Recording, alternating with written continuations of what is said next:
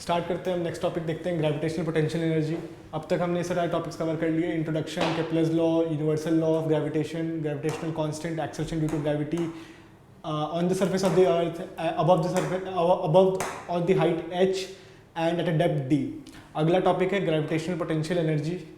Gravitational potential energy क्या समझाता है, क्या समझ आता है इस पोटेंशियल एनर्जी से कि किसी भी अगर कोई मास, दो मास है एट एन इन्फाइनाइट डिस्टेंस, अगर इसको इन्फाइनाइट डिस्टेंस से उसको हम किसी r डिस्टेंस पे लाते हैं तो जो वर्क डन होगा वो ग्रेविटेशनल पोटेंशियल एनर्जी वो होता है।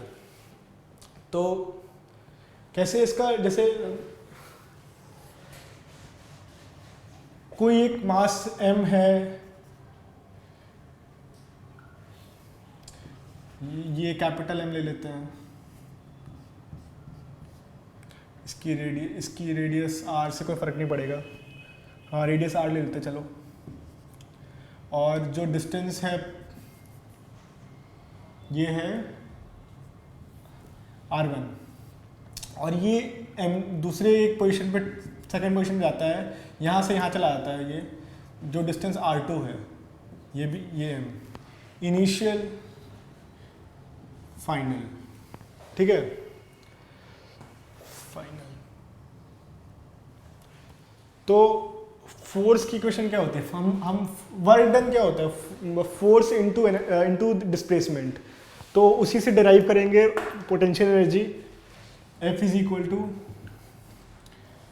जी capital M small m upon r square, ये होता है फोर्स। तो इसको हम आगे गए, इसको दोनों तरफ dr से मल्टीप्लाई कर दिया, दिस इज वर्क डन किसी भी स्मॉल डिस्प्लेसमेंट के लिए, तो upon r square into D R. अब ये r1 से r2 डिस्टेंस तक चला जाता है, तो इंटीग्रेट करते हैं दोनों साइड, r1 टू r2, तो क्या आएगा, ये वर्क डन देगा, ये क्या आएगा, बाहर निकाल लेते हैं, g capital M small m integral r1 to r2 1 upon r square d r. इसको इंटीग्रेट करते हैं, ये क्या है, इसका इंटीग्रल क्या होगा, r टू माइनस पावर और डी आर, तो इसका इंटीग्रल क्या होगा, ये इसमें 1 ऐड हो जाएगा, इंटीग्रेशन है तो -1 हो जाएगा, -1 वाला टर्म बाहर आ जाएगा, एक माइनस बाहर आ जाएगा, इसका इंटीग्रल माइनस 1 अपॉन r हो जाएगा। तो लिख लेते हैं क्या होगा, जी m small m upon r, और जो लिमिट लगाएंगे इसमें, ये लगेगा r1 टू r2, ठीक है, ये लगा इसमें लिमिट। इसको सिंप्लीफाई करते हैं, minus g m small m into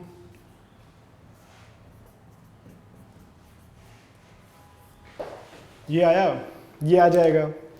अगर कोई भी ऑब्जेक्ट है वो पहले इन्फिनिटी पे था और उसके बाद r2 डिस्टेंस पे आ गया, तो उसकी पोटेंशियल एनर्जी क्या होगी, that can be given by W is equal to minus g m small m upon r2। ये आता है पोटेंशियल एनर्जी का फॉर्मूला।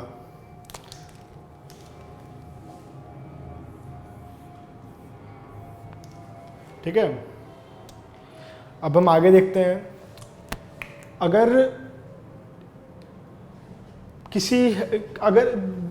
ये तो टर्म जो है ग्रेविटेशनल पोटेंशियल एनर्जी, अगर हम r1 से r2 पे जा रहे थे और दोनों फाइनाइट हैं तो ये फॉर्मूला होगा, बट अगर r1 इनफाइनाइट हो जाता है तो ये टर्म जो होगी दैट बिकम्स 0, क्योंकि r1 इनफाइनाइट है तो 1/r1 0 हो जाएगा, तो ये टर्म आ जाएगी।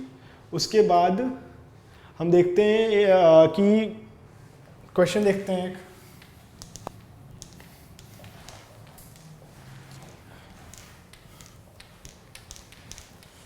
एक, ये जो था डेरिवेशन था ग्रेविटेशन पोटेंशियल एनर्जी का।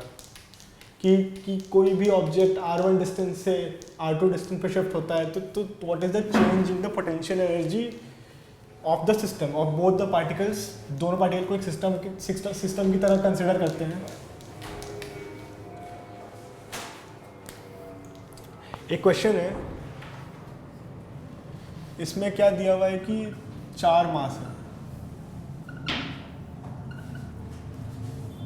m1 सॉरी सारे सबका मास m है,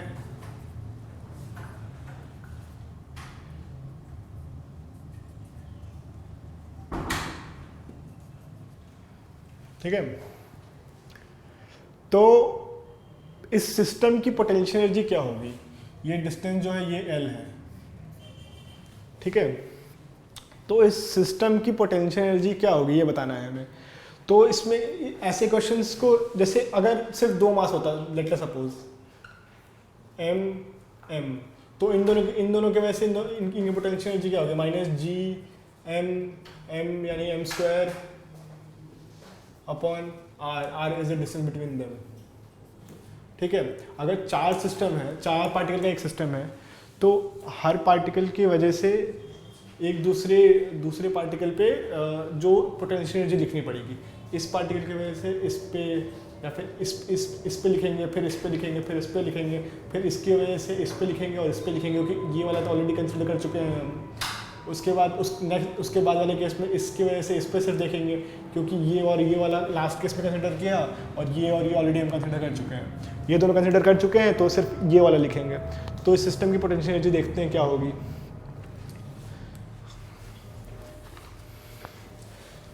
हर पार्टिकल की किसी सिस्टम ऑफ पार्टिकल्स में हर एक पार्टिकल की पोटेंशियल एनर्जी हर 2 पार्टिकल के बीच की पोटेंशियल एनर्जी का समेशन होगा। इसका, फिर इसके वजह से इसके और इसके बीच में, और फिर इसकी वजह से इसके और इसके बीच में क्या होगी पोटेंशियल एनर्जी। तो जो नेट पोटेंशियल एनर्जी लिखते हैं सबका समेशन होगा। Potential energy is equal to, इसके वजह से इस पे कितना होगा? Minus g m square upon, ये डिस्टेंस L है क्योंकि ये स्क्वायर है, तो L, उसके बाद इसका लिख लिया, इसका लिखते हैं minus g m upon L, फिर इस पे लिखते हैं। तो ये डिस्टेंस कितना है? √2L, ये डिस्टेंस √2L है, तो हो जाएगा minus g m square upon √2L plus, ये तो इसके वजह से हो गया, इस पार्टिकल की वजह से बाकी तीनों का माइनस अब इसका करेंगे। इसमें इन दोनों के बीच का पोटेंशियल एनर्जी जी m square upon L minus इसके वजह से उसका पोटेंशियल एनर्जी जी m square upon √2L minus, अब ये और ये, तो ये हो जाएगा जी m स्क्वायर अपॉन L, ठीक है। अब सबको ऐड कर देते हैं। एडिंग ऑल कितना हो जाएगा? माइनस 4m स्क्वायर, सॉरी जी मिस कर दिया मैंने, जी m square upon L minus 1 और 2 रूट वाला टर्म है, तो √2 हो जाएगा, √2 g m square upon L, ये होगा ना? हाँ यही होगा। तो जो नेट पोटेंशियल एनर्जी है that came to be g m square upon L minus g m square upon L 4 plus √2। इस सिस्टम की पोटेंशियल एनर्जी ये आई नेट, ठीक है। ऐसे ही कोई दूसरा सिस्टम लिया हुआ है। ये क्वेश्चन हो गया। पहले एक बार देख लेते क्वेश्चन क्या किया हमने इस क्वेश्चन में। इस पार्टिकल की वजह से इन दोनों के बीच का लिखा, फिर इन दोनों के बीच का लिखा, फिर इन दोनों के बीच का लिखा, उसके बाद इसकी वजह से इसका लिखा और उस वाले पार्टिकल का लिखा, क्योंकि ये वाला केस हमने ऑलरेडी कंसिडर कर चुके हैं। उसके बाद इस वाले की वजह से सिर्फ इसका लिखेंगे क्योंकि ये वाला केस फर्स्ट केस में अज्यूम हो मतलब हमने कंसिडर कर लिया था और ये वाला सेकंड केस में कंसिडर कर लिया, तो सिर्फ थर्ड केस में सिर्फ इन दोनों के बीच का आएगा। ठीक है, अगर एक और एग्जांपल देखते हैं हम। ये एग्जांपल मैं सॉल्व नहीं करूँगा, बस बता दूंगा कि कैसे कैसे होगा। अगर 5 सिस्टम का है तो ये चार पार्टिकल के सिस्टम का था। 5 का थोड़ा सा प्रॉब्लम हो जाएगा क्योंकि उसमें अब 5 का नहीं लेते हैं हम, कुछ और ले लेते हैं। हम ले लेते हैं कि अगर एक ट्राइंगल है, ट्राइंगल का देख लेते हैं, और एक और है सेंट्रॉइड पे है। ठीक है,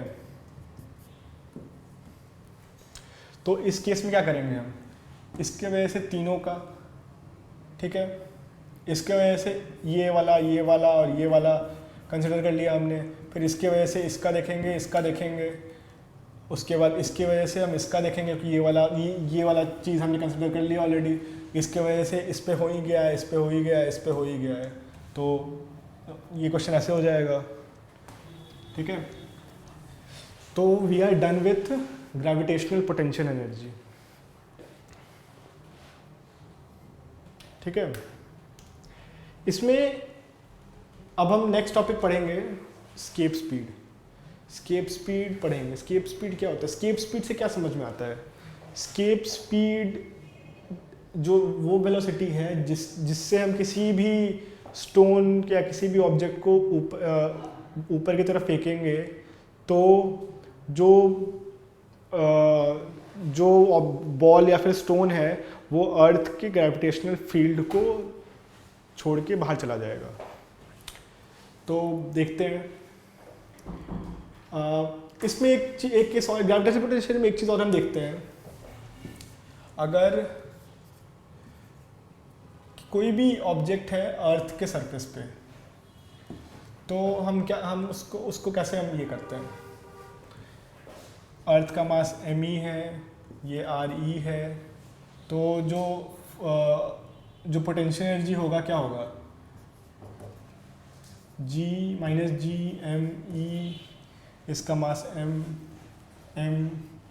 अपॉन r। ठीक है,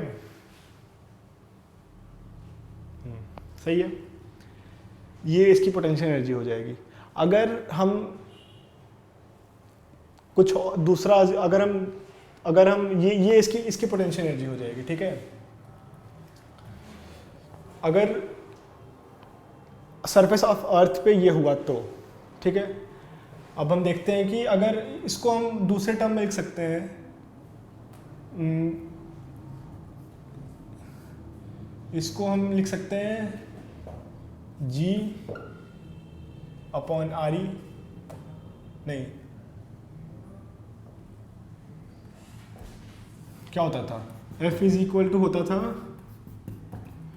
g m1 m2 upon r square, तो g me कर लेते हैं इसको और ये re हो जाएगा, तो इज इक्वल टू mg होता था, m2g, m से m कट गया तो g इज इक्वल टू क्या होता, तो g me upon re square, तो g re square g me upon re is equal to g into re। ठीक है, तो ये g इंटू re होता है।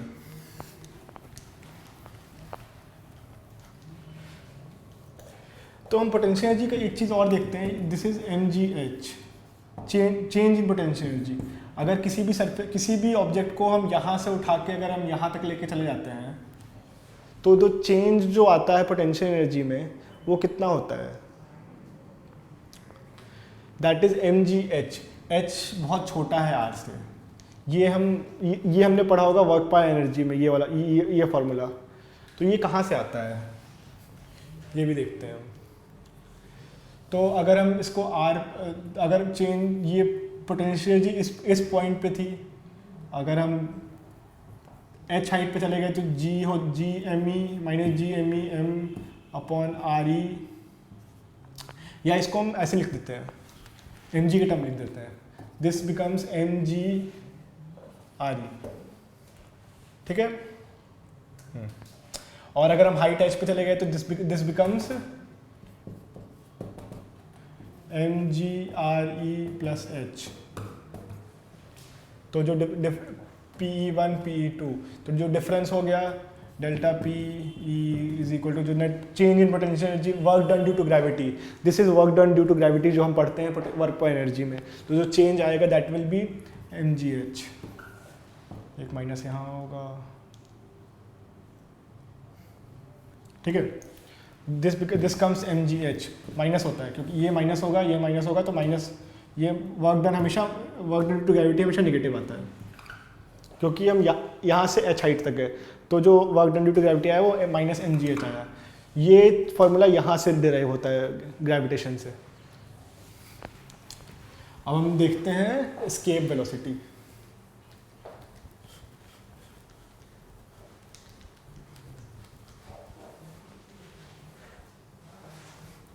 एस्केप वेलोसिटी मैंने बताया कि किसी भी पत्थर को फेंकने में कितने स्पीड से किसी पत्थर को फेंकें कि वो अर्थ के ग्रेविटेशनल फील्ड को छोड़ के बाहर चला जाए, दैट इज एस्केप वेलोसिटी, ठीक है।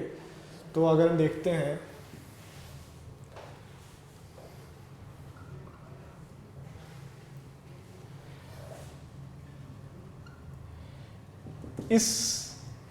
इस पॉइंट पे से फेंका गया किसी पत्थर को v वेलोसिटी से,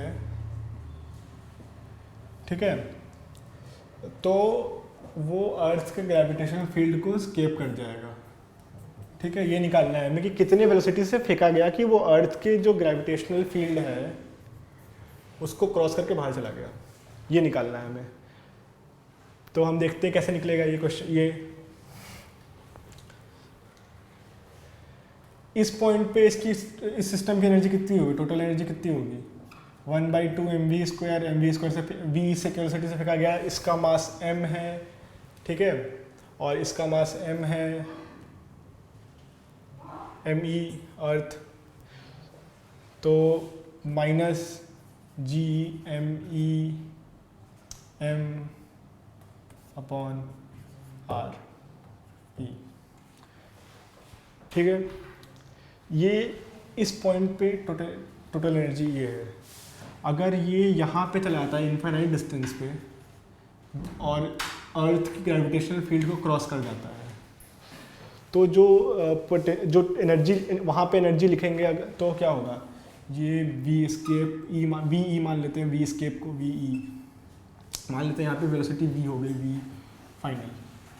तो वहाँ पे वेलोसिटी क्या होगी, वहाँ पे जो टर्म है ये आर ई इनफाइनाइट, आर जो होगा इनफाइनाइट हो जाएगा, तो ये टर्म ज़ीरो हो जाएगी, ये वी एफ हो जाएगा, तो 1/2 एम वी एफ स्क्वायर हो जाएगा। तो जो हम सिंस कंजर्वेशन ऑफ एनर्जी बोलता है कि energy can neither be destroyed nor created, तो जो इस पॉइंट पे जो टोटल एनर्जी होगी और इस पॉइंट पे टोटल एनर्जी होगी वो सेम होगी। तो दैट इम्प्लाइज कि 1/2 m v f square is equal to 1/2 m v e square minus g m e m upon r e, ये दिस इम्प्लाइज दिस। तो हम आगे देखते हैं, अगर हम इसमें निकालना है एस्केप वेलोसिटी, मिनिमम वेलोसिटी क्या होगी, जो मिनिमम वेलोसिटी होगी तो इस पॉइंट पे अगर सिर्फ इतनी वेलोसिटी की वो बस स्केप कर जाए इसके ग्रेविटेशनल फील्ड को, तो वी फाइनल अगर हम, तो मिनिमम के केस में हम वी फाइनल 0 मान लेंगे, तो ये पूरा टर्म 0 हो जाएगा, ठीक है। और इस वाले टर्म को इससे पॉजिटिव होना पड़ेगा, इससे ज़्यादा होना पड़ेगा, तो this should be a bit greater than this. तो दिस इम्प्लाइज कि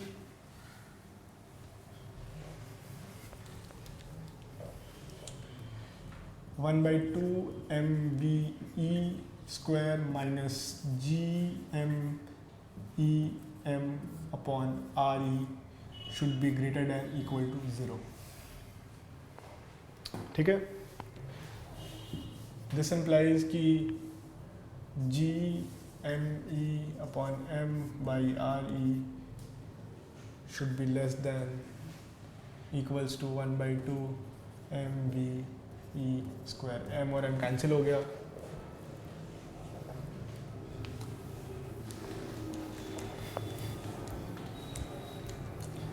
इससे क्या आया सॉल्यूशन? 2 इधर चला गया तो और इस टर्म को हम फिर से वही फोर्स के फॉर्म में लिख देंगे. Force equal to g m e m upon r square होता है, तो m g is equal to g m e m upon r e square होगा. एम एम कट जाएगा, जी इज इक्वल टू ये होता है. तो यहाँ पे लिखा हुआ है टर्म है g m e upon r e, तो ये टर्म हो जाएगा r e into g is great is should be less than equals to VE square, और ये 2 इधर चला जाएगा. then therefore VE should be greater than equal to under root 2 REG. ये आ गया escape velocity. अब हमें यहाँ पे RE पता है, G पता है, तो इसको कैलकुलेट कर लिया. इसको कैलकुलेट करने पे आ रहा था V escape is equal to 11.2 kilometre per second. यानी कि अगर 11.2 किलोमीटर पर सेकेंड से या फिर इससे ज़्यादा से किसी भी स्टोन या फिर किसी बॉल को अगर हम ऊपर की तरफ फेंकेंगे तो वो वापस नहीं आएगा, वो अर्थ की ग्रेविटेशनल फील्ड को क्रॉस कर जाएगा. तो इसके साथ हमने ख़त्म कर लिया एस्केप स्पीड. अब 4 टॉपिक बच गए: earth satellite, energy of satellite, geostationary and polar satellite, and weightlessness.